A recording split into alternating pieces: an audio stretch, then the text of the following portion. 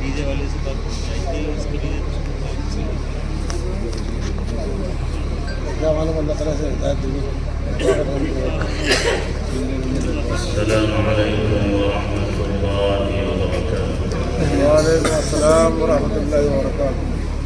الحمد للہ وکفی وسلام علی عباده الذین اصطفى اما بعد فاعوذ باللہ من الشیطان الرجیم. بسم اللہ الرحمن الرحیم. لو انزلنا هذا القرآن على جبل لرأيته خاشعا متصدعا من خشية الله وتلك الأمثال نضربها للناس لعلهم يتفكرون. صدق الله العظيم. سبحان ربك رب العزة عما يصفون وسلام على المرسلين والحمد لله رب العالمين. اللهم صل على سيدنا محمد وعلى آل سيدنا محمد وبارك وسلم. اللهم صل على سيدنا محمد وعلى آل سيدنا محمد وبارك وسلم. اللهم صل على سيدنا محمد وعلى آل سيدنا محمد وبارك وسلم. محترم علماء کرام، معزز سامعین، میرے بزرگوں اور دوستوں، اشارات سے ماشاءاللہ آپ حضرات قرآن کریم کو مختلف قرآ حضرات سے مختلف لب و لہجے میں خوبصورت انداز میں سماعت فرما رہے ہیں. اللہ ہم سب کو بھی قرآن کو خوبصورت لب و لہجے میں پڑھنے کی توفیق عطا فرمائے. قرآن ہی وہ کتاب ہے جس کو مختلف انداز سے پڑھا جاتا ہے. 7 تو قرأتیں وہ ہیں جن کو نماز میں پڑھ سکتے ہیں. اس کے علاوہ اور 7 قرأتیں ہیں جن کو نماز میں نہیں پڑھ سکتے، سیکھ سکتے ہیں. اس کے بعد بھی اور قرأتیں ہیں.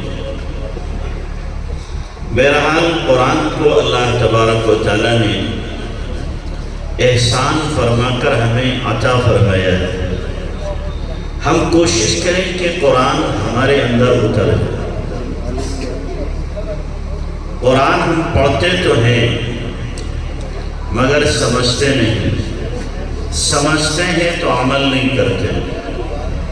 عمل کرتے ہیں تو آدھا عمل کرتے ہیں، آدھا چھوڑ دیتے ہیں. اولاً تو قرآن کے پڑھنے کا حق ادا کریں جس کا مطالبہ اللہ نے قرآن میں کیا ہے. الذین آتیناہم الکتاب یتلونہ حق تلاوتہ، کہ ہم نے جن کو کتاب دی ہے وہ اس کی تلاوت کا حق ادا کرتے ہیں. تو تلاوت کا بھی حق ادا کرنا ہے اور قرآن کو خوب پڑھنا ہے. آدھا پارا، پاؤ پارا یا صرف یاسین شریف پڑھ کر کے آدمی سمجھے میرا کام بن گیا، میں قرآن کا حق ادا کرنے والا بن گیا، تو یہ ہماری سوچ غلط ہے. اس سے قرآن کا نور ہمارے سینے میں منتقل نہیں ہو سکتا. قرآن کا نور تو جب منتقل ہوگا کہ قرآن کو خوب پڑھا جائے، خوب انداز سے پڑھا جائے اور سمجھنے کی بھی کوشش کی جائے. اور پڑھنے والے پڑھتے ہیں. اب بھی دنیا میں پڑھنے والے موجود ہیں. روزانہ ایک قرآن پڑھنے والے بھی موجود ہیں، 10 پارے پڑھنے والے بھی موجود ہیں. ہمارے جاننے والے ہیں لہر پور میں، ان کے والد صاحب ناظرہ خواہ ہیں، لیکن روزانہ 15 پارے پڑھتے ہیں، روزانہ 15 پارے۔ 85 سال کی ان کی عمر ہے۔ کہتے ہیں مفتی صاحب الحمدللہ قرآن کی برکت سے کوئی بیماری نہیں، دانت بھی صحیح، آنکھ بھی صحیح، جسم بھی صحیح، اس لیے کہ قرآن کیا ہے؟ شفا ہے۔ قرآن شفا ہے، ظاہری بیماریوں سے بھی، روحانی بیماریوں سے بھی۔ ہم لوگ نہیں سمجھتے، اگر کسی کے بارے میں کہا جائے، اس درخت کے بارے میں اگر کہہ دیا جائے کہ اس کے ہر پتے میں شفا ہے، تو انشاءاللہ شبہ صبح تک اس کی ٹہنیاں بھی نہیں ملیں گی، ختم ہو جائیں گی۔ سارے سیسوان والے توڑ کے لے جائیں گے، جی مفتی صاحب نے بتایا اس میں شفا ہے۔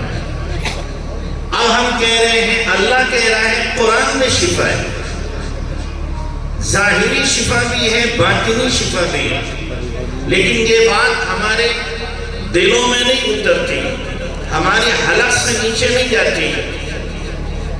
جناب رسول اللہ صلی اللہ علیہ وسلم فرما رہے ہیں قرآن شفا ہے، قرآن کے اندر اللہ تبارک و تعالیٰ نے شفا رکھی، اس لیے قرآن کو اپنا اوڑھنا بچھونا بنانے کی کوشش کرو۔ ہم لوگ اور بہت سے حضرات اور خواتین یہ سمجھتے ہیں کہ قرآن جو ہے تعویذوں کی کتاب ہے، بعض اس سے تعویذ ڈھونڈتے ہیں، بعض تعویذ بناتے ہیں، بعض تعویذ تلاش کرتے ہیں اور سمجھتے ہیں قرآن اسی کام کے لیے ہے۔ نعوذ باللہ، اللہ تعالیٰ نے اس کو سینے میں اتارنے کے لیے دیا تھا کہ سینے میں اس کو اتارا جائے۔ ہماری مثال ایسی ہے جیسے کہ کوئی آدمی کسی حکیم کے پاس جا کر کہے حکیم صاحب مجھے نزلہ بھی ہے، بخار بھی ہے، کھانسی بھی ہے، سینہ بھی جکڑ رہا ہے۔ حکیم صاحب نے نبض دیکھی اور اس کے بعد نسخہ لکھا اور کہا اس نسخے کو تم اور ڈالنا، چھاننا اور صبح شام پی لینا۔ کہ اچھا، وہ نسخہ لے کے آیا، اس نے بیوی سے کہا اس نسخے کا تعویذ بناؤ۔ تعویذ بنایا اور اس کے بعد ایک کسر لے کر کے تعویذ کو لٹکایا اور دل کے پاس رکھا۔ اگلے دن حکیم صاحب کے پاس گیا، حکیم صاحب طبیعت ٹھیک نہیں ہوئی اور خراب ہو گئی۔ حکیم صاحب نے پوچھا بھئی تم نے وہ نسخہ پیا تھا؟ حکیم صاحب آپ پینے کی بات کر رہے ہیں، سینے سے لگا کے رکھا ہے دل کے قریب۔ تو حکیم صاحب کیا کہیں گے کہ کھانسی کا علاج بعد میں کر، دماغ کا علاج پہلے کر، کہ تم پاگل ہے۔ یہی حال آج ہمارا ہے۔ اللہ تبارک و تعالیٰ نے قرآن دیا تھا سینے میں اتارنے کے لیے، قرآن دیا تھا زندگی کو بنانے کے لیے، قرآن دیا تھا ہدایت کے لیے، قرآن دیا تھا سربلندی کے لیے، قرآن دیا تھا دنیا کے اندر راج کرنے کے لیے، اور ہم نے قرآن کو پس پشت ڈال دیا اور اس کو ہم نے صرف برکت کی کتاب سمجھ کر کبھی سینے سے لگایا، کبھی سر پہ رکھا، کبھی پیشانی سے لگایا، کبھی چوما اور اونچی الماری میں رکھ دیا۔ نہ تلاوت کی توفیق، نہ عمل کی توفیق، نہ اسی طریقے سے زندگی میں لانے کی توفیق۔ اب ذلت و ادبار ہمارا مقدر کیوں نہ بنے؟ کیوں نہ بنے جب ہم قرآن ہی کو چھوڑنے والے بن گئے؟ وہ معزز تھے زمانے میں مسلمان ہو کر، ہم خوار ہوئے ہیں تاریخ قرآن ہو کر۔ آج بھی قرآن پر اگر امت عمل کر لے تو اللہ تبارک و تعالیٰ ذلت کی غار سے اٹھا کر عزت کی چوٹیوں پر پہنچا دے۔ حضرت شیخ علی رحمۃ اللہ علیہ نے مالٹا کی جیل سے نکل کر یہی پیغام دیا تھا کہ ملت کی جو ذلت ہے اور ملت جو آج پسماندگی کا شکار ہے، وجوہات میں سے ایک وجہ یہ ہے کہ امت نے قرآن کو چھوڑ دیا، قرآن پر عمل نہیں کر رہی ہے، جس کی وجہ سے اللہ تبارک و تعالیٰ نے دشمنوں کو ہمارے اوپر مسلط کر دیا۔ اس لیے بھائیوں، اپنی نسل کو قرآن سے جوڑو، قرآن سے جوڑو، اور یہ مت سوچو، میں بات بہت کہا کرتا ہوں، یہ ذہن میں مت لاؤ کہ میرا بچہ حافظ بن گیا، عالم بن گیا، کھائے گا کہاں سے؟ یہ بہت بڑی بیماری ہے اور بد یقینی ہے، عقیدے کی کمی ہے یہ، جو یہ تصور کرتا ہے کہ اگر حافظ عالم بنا تو کھائے گا کہاں سے؟ اے ظالم کے بچے، تو نے یہ نہ سوچا کہ ماں کے پیٹ میں جب بچہ تھا تبھی اللہ نے اس کا مقدر لکھ دیا تھا، اتنا جیے گا اتنا کھائے گا، اور شقی ہوگا کہ سعید ہوگا، جنتی ہوگا کہ جہنمی ہوگا، ماں کے پیٹ میں لکھ دیا تھا۔ تو مقدر بنائے گا کہ اللہ نے مقدر بنایا؟ ماں باپ یہ سوچتے ہیں کہ ہم اپنی اولاد کا مقدر بنا رہے ہیں، ہم ان کو ڈگریاں دلوائیں گے تو اچھا کھائیں گے، نہیں، ہرگز نہیں، چاہے کتنی بڑی ڈگری دلا دو، اگر اللہ نہیں چاہے گا تو جوتیاں چٹکھاتا ہوا پھرے گا۔ اور مقدر میں اللہ تبارک و تعالیٰ نے کروڑوں لکھے ہیں، جو مسجد کا ملا بن کر بھی کروڑوں کمائے گا اور عزت دکھائے گا۔ اس لیے اپنے ذہنوں کو صحیح کرو، درست کرو۔ جو قرآن و حدیث سے پلنے کا یقین نہیں رکھتا، کہ قرآن و حدیث سے پلنے کا یقین نہیں رکھتا، وہ بدعقیدہ ہے۔ جو اللہ خنزیر کو کھلا رہا ہے، کتوں کو کھلا رہا ہے، کیا قرآن کی خدمت کرنے والے کو بھوکا رکھے گا؟ کہاں سے کھایا تھا صحابہ نے، تابعین نے، ائمہ کرام نے، اولیاء نظام نے؟ اللہ تبارک و تعالیٰ نے قرآن کی خدمت کی بنیاد پر دنیا بھی دی تھی اور آخرت بھی اللہ تبارک و تعالیٰ نے عطا فرمائی تھی۔ اس لیے اپنے عقیدوں کو صحیح رکھو اور اپنے بچوں کو قرآن سے جوڑو، ان کو حافظ بناؤ، عالم بناؤ۔ ایک میں واقعہ سنایا کرتا ہوں، بہت ہی پرلطف واقعہ ہے، میرے حضرت نے سنایا بھی، ایک کتاب میں بھی لکھا ہے۔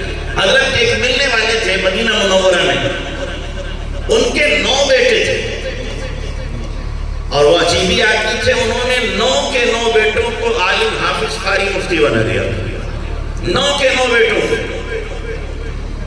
اب ایک بچے جوان ہونے لگے، انہوں نے اپنے ایک دوست سے کہا بھائی کوئی بچی دیکھو، ہم اپنے ایک بیٹے کی شادی کریں۔ تو وہ کچھ زیادہ ہی اس کا دماغ خراب تھا، وہ چڑھ بیٹھا، کہنے لگا تو پاگل ہو گیا، دماغ تیرا خراب ہے، اللہ نے تجھے 9 بیٹے دیے تھے، ایک کو قاری بناتا ہے، ایک کو مفتی بناتا ہے، ایک کو ڈاکٹر بناتا ہے، ایک کو ماسٹر بناتا ہے، ایک کو انجینئر بناتا ہے، ایک کو پروفیسر بناتا، اٹھا کے سب کو ملا بنا دیا تم نے، اب کہاں سے شادی ہوگی؟ 2 کمرے کا تیرا مکان ہے اور 9 تیرے بچے ہیں، کوئی بیٹی دے گا تو رکھے گا کہاں سے؟ اتنی سنائی، کہتے میں تو نروس ہو گیا، شاید میں نے کوئی گناہ کر دیا ہے، جرم کر دیا ہے، اپنے بیٹوں کو عالم بنا دیا۔ حضرت سے ملنے آئے تو بہت افسردہ خاطر تھے، حضرت پوچھا کیا ہوا؟ کہ حضرت ایسا ہو گیا، آپ میرے بچوں کے لیے دعا کر دیں، اللہ تعالیٰ ان کی شادی کرا دے۔ حضرت نے کہا ہائی کورٹ میں موجود ہوں، بھائی دربار الہی سپریم کورٹ ہے اور نبی کا روزہ کیا ہے؟ ہائی کورٹ ہے، چلو درخواست ہم بھی لگاتے، تم بھی لگاؤ چل کر۔ چنانچہ حضرت نے بھی سلام پیش کیا، وہ بھی ساتھ میں گئے، دعا کی۔ 3 دن کے بعد وہ مٹھائی کا ڈبہ لے کے آ رہے ہیں۔ حضرت پوچھا خیریت تو ہے؟ کوئی نیا مہمان آیا کیا؟ کہ نہیں حضرت ایسا نہیں۔ پھر کہ حضرت ہو گیا، کیا ہو گیا؟ کہ سب کچھ ہو گیا، سب کچھ ہو گیا۔ ارے بتا تو صحیح کیا ہو گیا؟ وہ خوشی کے مارے بتائے نہیں جا رہا کہ حضرت ہوا یہ، یہاں سے سلام پیش کر کے 1 دن کے بعد ہمیں پتا چلا کہ ہمارے ہی ملک کا ایک خاندان یہاں رہتا ہے، ایک فیملی رہتی ہے، تو ہم اور ہماری بیوی گئے کہ ان کی بیٹیاں ہیں، تو میں باہر بیٹھ گیا، بیوی زنان خانے میں چلی گئی بات کرنے کے لیے۔ 5 منٹ کے بعد بیوی لوٹی تو ہانپتی کانپتی، میں نے کہا یا اللہ خیر۔ بیوی سے پوچھا کیا ہوا؟ ہو گیا سب کچھ ہو۔ ارے کیا ہوا؟ کہ جی ان کے 9 بیٹیاں ہیں اور ہمارے 9 بیٹے، اور ان کی ہر بیٹی ہمارے ہر بیٹے سے 2 سال چھوٹی ہے، لہذا میں نے 9 کے 9 بیٹوں کا ان کی 9 بیٹیوں سے رشتہ کر دیا۔ اور انہوں نے کہا ہمارا بیٹا ہے نہیں کوئی، یہ بلڈنگ پوری کی پوری آپ کی ہے، بیٹے کا شادی ہوتی جائے اور یہاں رہتا جائے۔ کہا حضرت اللہ تعالیٰ نے 9 بیٹوں کا رشتہ 5 منٹ میں کرا دیا، 5 منٹ میں کرا دیا۔ اللہ نے گھر والی بھی دی اور گھر بھی دیا۔ ایک بیٹے اور ایک بیٹی کا رشتہ جو ڈھونڈنے کے لیے کئی جوڑی چپل گھس جاتی، سے کہنا پڑتا ہے، لیکن بات وہی ہے، بات رب پر جو چھوڑ دیتا ہے، ٹوٹے رشتے جو جوڑ دیتا ہے، اس کے داد و دہیش کے کیا کہنے، لاکھ ناموں کروڑ دیتا ہے۔ ہم اللہ سے لینا نہیں جانتے، مانگنا نہیں جانتے، تعلق رکھنا نہیں جانتے۔ دیندار ہو کر کے آدمی یہ سوچے میرا کام کیسے بنے گا، یہ عقیدے کی کمی ہے۔ یقین رکھو جب اللہ تبارک و تعالیٰ سے ہمارا تعلق ہے، کسی بنیے سے ہمارا تعلق نہیں، کسی بنیے سے تعلق نہیں ہے، اللہ سے تعلق ہے۔ اللہ سے مانگو، اللہ دینا۔ تو اللہ تبارک و تعالیٰ اپنے لوگوں کی فیور کرتا ہے۔ کیا کرتا ہے؟ اپنے لوگوں کی فیور کرتا ہے۔ جیسے ہر خاندان والا، ہر کنبے والا، ہر دوست اپنے دوست کی فیور کرتا ہے۔ جب ہم اللہ کو دوست بنائیں گے، قرآن کو سینے سے لگائیں گے، دین کی عظمت ہمارے دل کے اندر ہوگی، اسلام کے سچے پیروکار بنیں گے، تو اللہ تبارک و تعالیٰ بھی ہر موڑ پر ہماری فیور کرے گا۔ تو قرآن کو اختیار کرو گے انشاءاللہ، اپنی زندگی میں قرآن لاؤ گے، حقیقی قرآن والے بنو گے انشاءاللہ۔ تو اب گلیوں میں طے کرو، کانوں کی آوازیں نہیں، قرآن کی آوازیں ہوں گی۔ کس کی آوازیں ہوں گی؟ قرآن کی آوازیں ہوں گی، کہ یہاں بھی قرآن سنیں گے، اور جو قرآن سے یہاں تعلق رکھتا ہے قبر میں پہنچے گا تو یہ قرآن ایک آدمی کی شکل میں کونے پہ کھڑا ہوگا۔ منکر نکیر آ کے کہیں گے بھئی تم جاؤ، اس سے سوال کریں گے، نہیں نہیں ہم یہی رہے۔ تم کون ہو؟ کہا اس نے دنیا میں مجھے نہیں چھوڑا تھا تنہا، میں اس کو قبر میں تنہا نہیں چھوڑ سکتا، میں اللہ کا قرآن ہوں۔ میں دیکھ رہا ہوں اگر یہ کہیں پر گڑبڑائے گا، ہچکچائے گا، ہم اس کا ساتھ دیں گے۔ یہ قرآن قبر میں ساتھ دے رہا ہے، حشر میں ساتھ دے گا ہمارا، اور پھر پل صراط پر ساتھ دے گا۔ جب جنت میں پہنچیں گے تو منازل ہمارے کیا ہوں گے، اس کے ذریعے سے طے ہوں گے۔ میں وہ حدیث نہیں سناتا کہ پڑھتا جا اور چڑھتا جا، اور جب جنت میں پہنچ جائیں گے تو سب سے پہلے اللہ حضرت داؤد علیہ السلام کو بلائے گا اور کہے گا داؤد آ زبور سنا۔ داؤد علیہ السلام کو اللہ نے ایسی آواز دی تھی، ایسی آواز دی تھی، جب وہ زبور پڑھتے تھے تو جنگل کے درندے اور پرندے سب آ کر کے آس پاس بیٹھ جاتے اور سنتے تھے، یا جبال اوبی ما والطیر، کہ پہاڑ بھی ہل رہے جھوم رہے ہیں، پرندے بھی جھوم رہے ہیں، درندے بھی جھوم رہے ہیں۔ ایسے اللہ تبارک و تعالیٰ نے خوبصورت آواز دی تھی۔ داؤد علیہ السلام کہیں گے اللہ وہ تو دنیا میں تھی یا جنت میں ہے، فرمایا کئی گنا بڑھا کر کے میں نے تجھے جنت میں دے دی۔ داؤد علیہ السلام سنائیں گے، جنت کا سما ہوگا، سارے کے سارے انبیاء موجود ہوں گے، کیا کیف، کیا مزہ آئے، اس کا تصور کر سکتے۔ ابھی قاری صاحب پڑھ رہے تھے خوبصورت آواز میں، بولو مزہ آ رہا تھا کہ نہیں آ رہا تھا؟ سارے جھوم رہے تھے۔ داؤد علیہ السلام پڑھیں گے تو کتنا مزہ آئے۔ اللہ پوچھے گا میرے بندو اس سے اچھا سنا ہے؟ اللہ کبھی نہیں سنا۔ اس سے اچھا سناؤ؟ اللہ سنائیے۔ اس سے اچھا کیا ہوگا؟ اللہ فرمائے گا میرے محبوب محمد مصطفیٰ صلی اللہ علیہ وسلم آج تو سنا۔ اللہ کے نبی صلی اللہ علیہ وسلم آئیں گے اور اللہ کے نبی قرآن سنائیں گے، جن پر قرآن اترا ان سے زیادہ قرآن کو خوبصورت لب و لہجے میں کون پڑھ سکتا ہے؟ کتنا مزہ آتا ہوگا جب صحابہ پیچھے کھڑے ہوئے ہیں اور اللہ کے نبی قرآن سناتے ہوں گے، کیا مستی ہوتی ہوگی، کیا کانوں میں رس گھومتا ہوگا صحابہ کرام کے، یقیناً جھوم جاتے ہوں گے اور صحابہ تمنا کرتے ہوں گے کاش میرے آقا پڑھتے جائیں اور ہم سنتے جائیں۔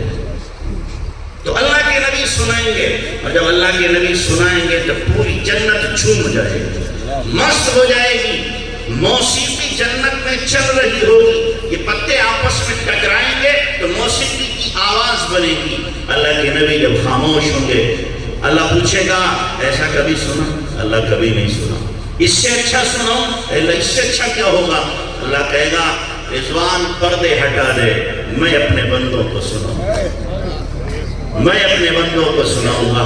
اب اللہ سامنے ہے، جس اللہ نے قرآن اتارا ہے وہ اللہ سامنے، بندے سامنے بیٹھے ہیں، انبیاء ہیں، صحابہ ہیں، تابعین ہیں، اولیاء ہیں، علماء ہیں، خاص و عام ہیں، سب بیٹھے ہوئے ہیں، اور پھر اللہ تبارک و تعالیٰ اپنی شان کے مطابق، اپنی اپنی شان کے مطابق سورہ انعام سنائے گا، اور جب اللہ سنائے گا اللہ اکبر کیا مزہ ہوگا، کیا کیف ہوگا، کیا حسن ہوگا، کیا جلوے ہوں گے، کیا مستی ہوگی، کیا سرور ہوگا، کیا جذب ہوگا، رواں رواں اللہ کی محبت میں سرشار ہوگا، پورے وجود میں ہلچل ہوگی، جنت بھی مچل جائے گی اور سننے والے بھی مچل جائیں گے۔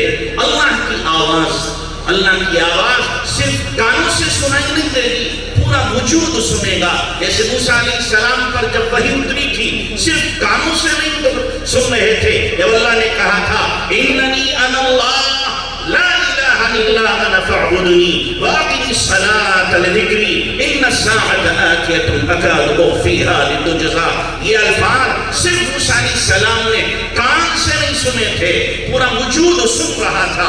جنت میں بھی جب اللہ پڑھے گا تو کسی ایک طرف سے آواز نہیں آئے گی، چاروں طرف سے آواز آئے گی اور پورا وجود سن رہا ہوگا۔ تو کیا مزے، کیا جلوے، کیا حسن، کیا کیف، کیا مستی، کیا سرور ہوگا، ان کو اس دنیا میں الفاظ سے تعبیر نہیں کیا جا سکتا، بیان نہیں کیا جا سکتا۔ تو جب قرآن سے تعلق رہا ہوگا، قرآن سے محبت ہوگی تو یہ سب کچھ انشاءاللہ جنت میں ہمیں ملے گا۔ بولو چاہیے کہ نہیں چاہیے؟ چاہیے نا؟ تو اس لیے طے کرو کہ انشاءاللہ اپنی نسلوں میں قرآن کے فیض کو جاری کریں۔ ایسے لوگ بھی ہوتے ہیں، ہمارے دادا پیر مولانا غلام حبیب رحمۃ اللہ علیہ نے ایک جگہ یہ کہا کہ جو روزانہ ایک سال تک ایک قرآن پڑھے گا اللہ اس کی نسل میں قرآن کے فیض کو جاری کر دے گا۔ وہ عجیب اللہ کا بندہ تھا، ایک نے طے کیا مجھے کرنا ہے، چنانچہ اس نے پورے سال روزانہ ایک قرآن پڑھا، غمی ہو، خوشی ہو، سردی ہو، گرمی ہو، سفر ہو، حضر ہو، ہر حال میں روزانہ ایک قرآن پڑھا۔ اللہ نے فیض جاری کیا، بیٹے حافظ، پوتے حافظ، پوتیاں حافظ، نواسے حافظ، نواسیاں حافظ، بہویں آئیں وہ حافظ، سارے کے سارے حافظ ہو گئے، قرآن کا فیض جاری ہو گیا۔ تو ظاہر ہے جب سارے کے سارے حافظ ہیں تو کیا قرآن پڑھنے والا جس کی وجہ سے فیض جاری ہوا ہے وہ محروم ہو جائے، اس کو بھی اللہ نوازے گا۔ تو اس لیے آج سے طے کر کے جاؤ، بعد میں ڈگریاں ہم نے لائیں گے، اور یہ جملہ اپنی زبان پر کبھی مت لایا کرو کہ فلاں تعلیم اعلیٰ تعلیم یافتہ ہے۔ قسم اللہ کی قرآن سے زیادہ اعلیٰ تعلیم کوئی نہیں ہو سکتی۔ غلط قول ہے جو کہتے ہیں یہ اعلیٰ تعلیم یافتہ ہے۔ قرآن پڑھنے والا، قرآن پڑھانے والا، حدیث پڑھنے والا، حدیث پڑھانے والا، یہ اعلیٰ تعلیم یافتہ ہیں۔ باقی جتنی تعلیمیں ہیں وہ سب کی سب ادنا ہیں، سب کی سب نیچے ہیں۔ قرآن کی تعلیم سب سے اوپر ہے۔ خیرکم من تعلم القرآن وعلمہ۔ تو اس لیے آج سے آپ نیت کر کے جاؤ، جتنے ہو نیت کرو، دوسروں کو بھی نیت کراؤ کہ انشاءاللہ ہم اپنی نسل کو حافظ قرآن عالم دین بنائیں گے۔ بناؤ گے بھائی صاحب؟ اللہ ہم سب کو عمل کی توفیق عطا فرمائے۔ وآخر دعوانا ان الحمدللہ۔